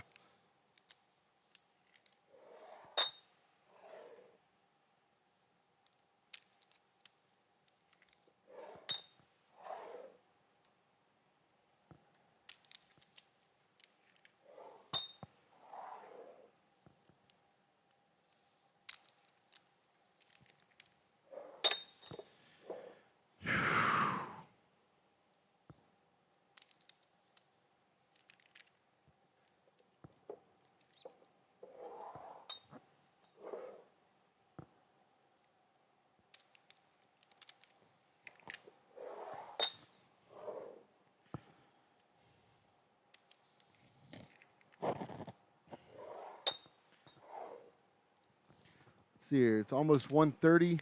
I'm going to wrap this up at 2 o'clock. I'm going to start sealing these bottles and wrap this up at 2 o'clock. That is the plan, 2 p.m. Then I'm going to eat lunch, clean up, and go tutor some kids.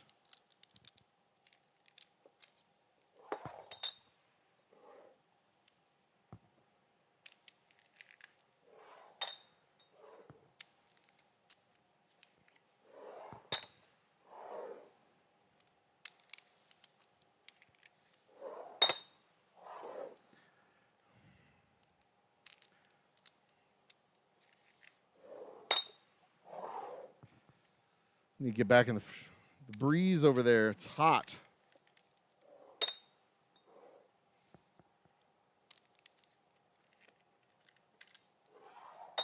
You know Oh, they call me the breeze.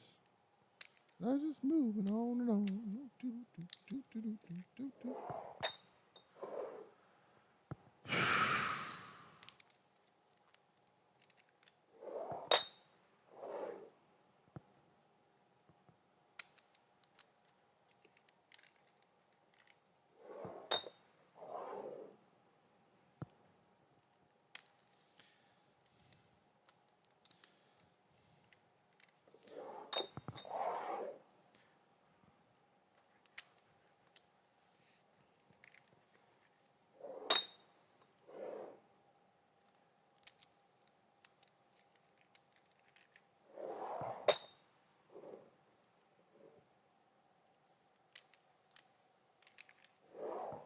All right, last case to seal.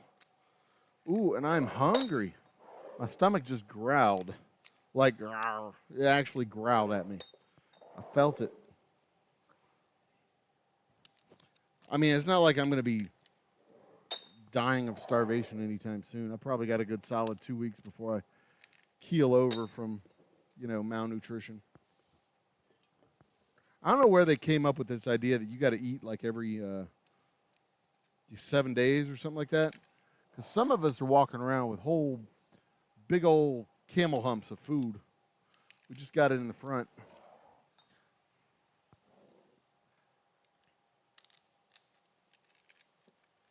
Because when you got a tool this good, you got to build a shed over it. You know what I mean?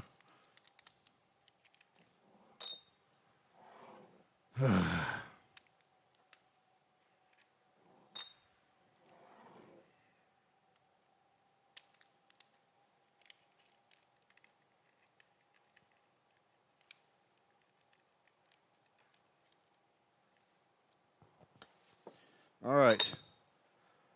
There we go. Put these back in the bag where they came from. They say they call me the breeze.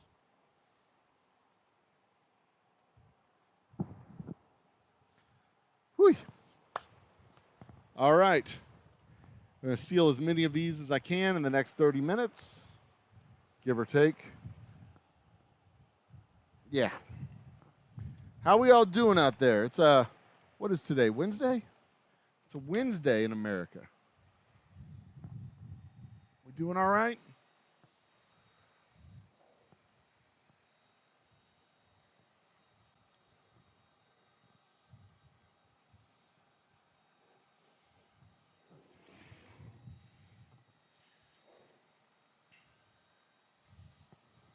Hell, it's a Wednesday everywhere, not just America. It's not like we have a special calendar that has different days of the week or anything.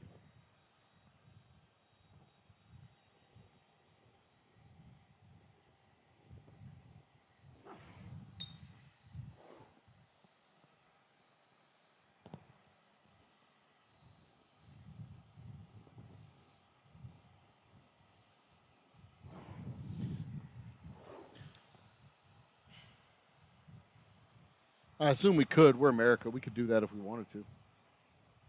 France did it. Why not us? Your whole little French Revolution metric calendar that they tried to do that nobody bought into. That's why you got to be careful of revolutions.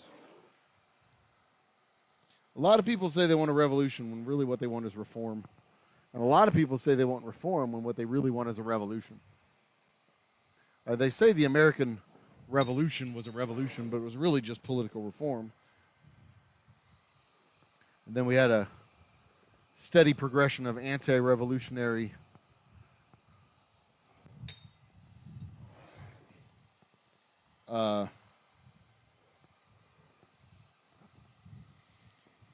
anti-revolutionary reformations, steadily building an imperial presidency, strong central government. I mean, if anything, the Confederacy of States was the real revolution, but that revolution collapsed and resulted in a reform, with a strong central federal state.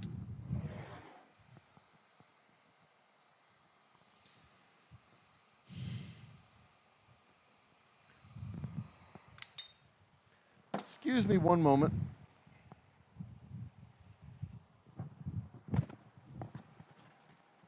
Sam. What's up, my man?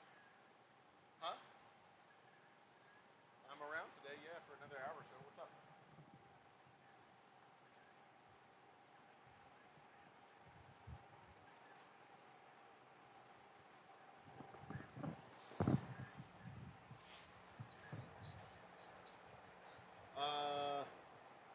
We could probably do that.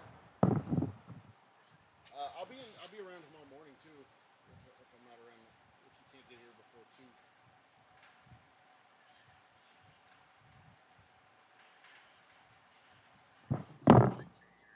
Let's call it. Let's do it tomorrow morning.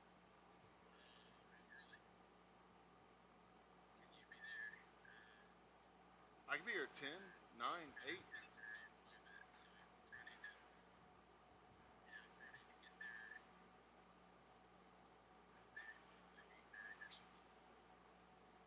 Oh yeah, I can do 8:30. I can do 8:30 tomorrow. And just to confirm, you said like 3 or 4 cases for whiskey, special reserve. What? I've got 4 cases of. I got plenty of straight whiskey. I got like 3 cases special reserve. Yeah, should be fine. Okay. Okay.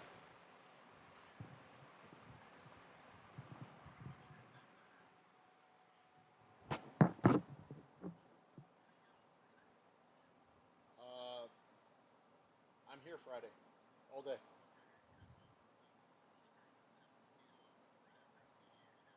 Yeah, because you're over here. Makes sense. I don't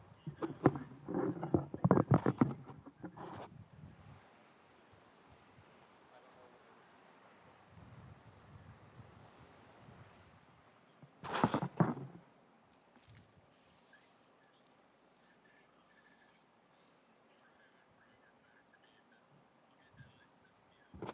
Okay, sounds good. All right, see ya.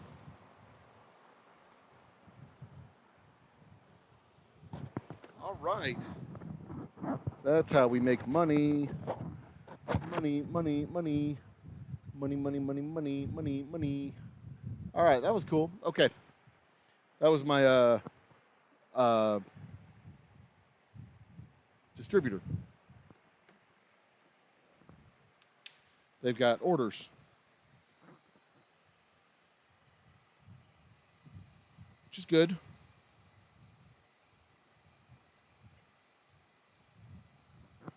I need to order some more barrels anyway.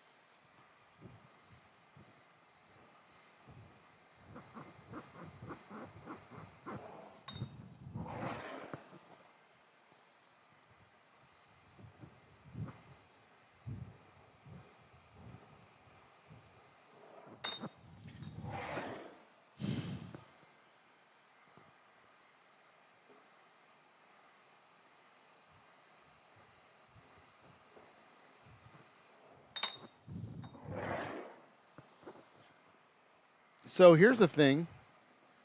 A company misrepresenting themselves, a scam company, cannot get,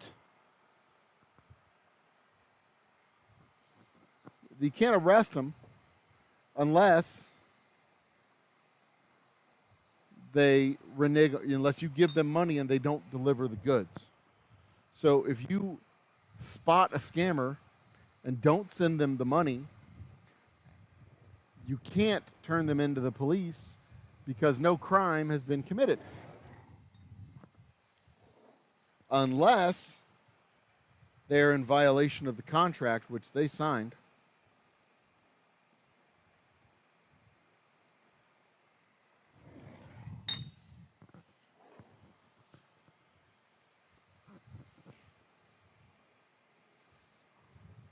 If they sign a contract that says we will send you $1 million and then you will send us funds to register projects, blah, blah, blah, blah, blah, blah, blah, they would be in violation of that contract if they refuse to send you the funds.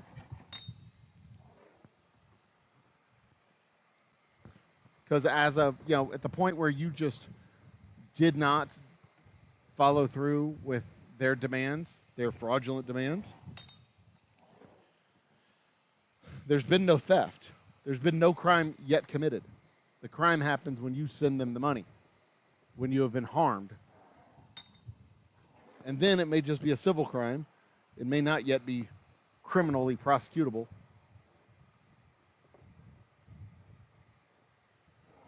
It would just be civil, and good luck enforcing that for, $2,000, $3,000, $4,000, $5,000, whatever. Small claims court up to $10,000, I believe it is. Yeah, you're not going to get that.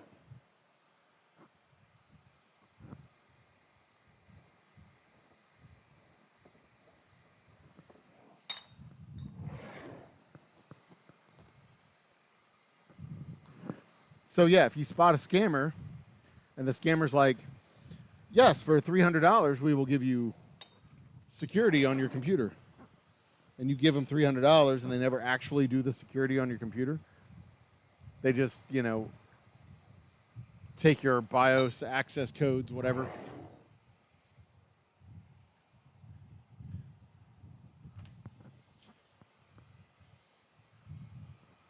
That would be fraud, civil liabilities. There could be an opportunity for a class action suit, but also civil.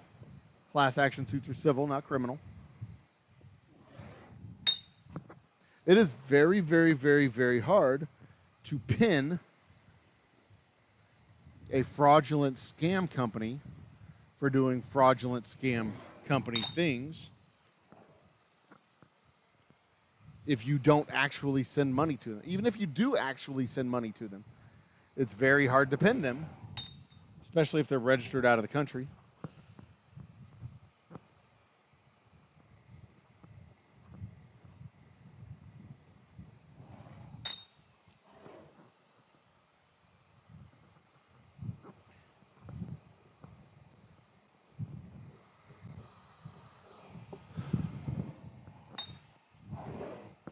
White Jeep, brown top.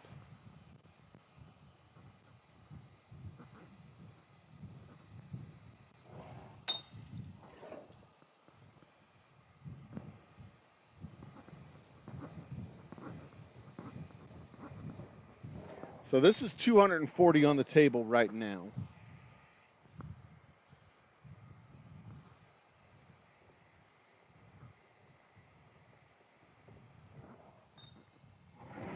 I should have another 160 to 200 bottles left in that container there. I was hoping I'd have a little bit left over.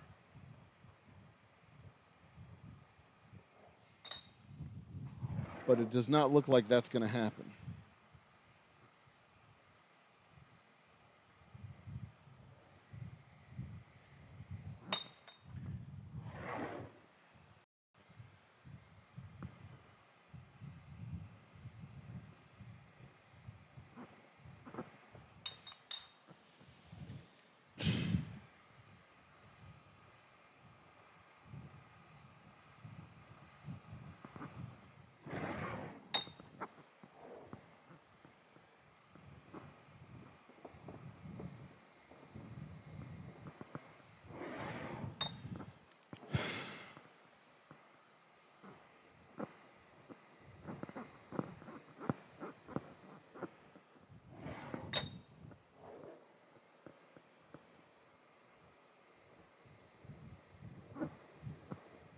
I'm over here thinking about what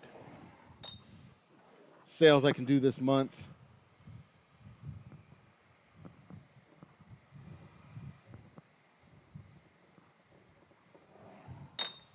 To push, what bottles to push this month. To push out inventory and close out what I've got.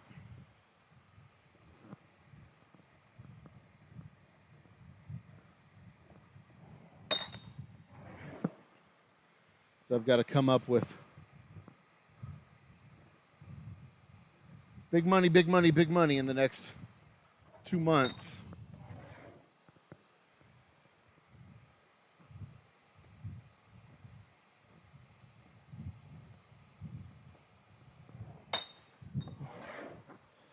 We're in trouble. Never gets easy. It just becomes hard in a different way. You know what I mean?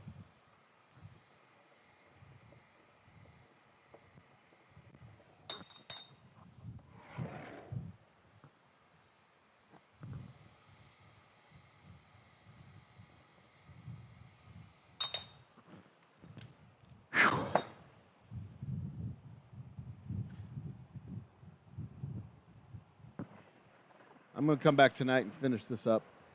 It's 1:30, boys. We're going to call it. I've got some cleaning up to do. I'm going to come back and finish some work tonight. I got some phone calls I need to make before I go to do my tutoring.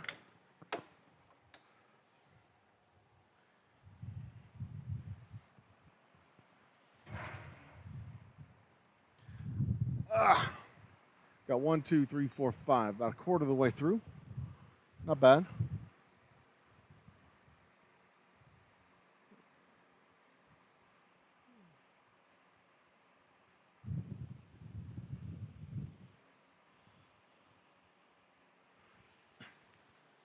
One, 2, 3, 4, 5, 6, 7, 8, 9, 10, 11, 12, 13, 14, 15, 17, 18, 19, 20.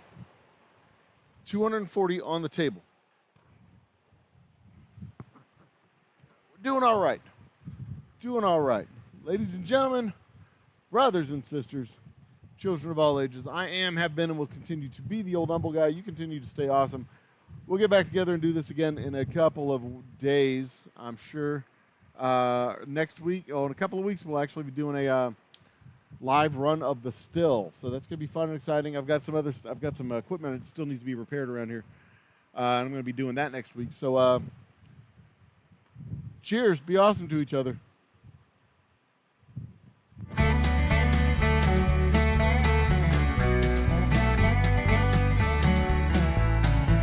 This has been an award-winning production. Special thanks to our superfan, Mr. Jigs. You too can be a superfan. Just join the channel. Join button from your desktop for as low as $2 a month. Cheers and have a great night.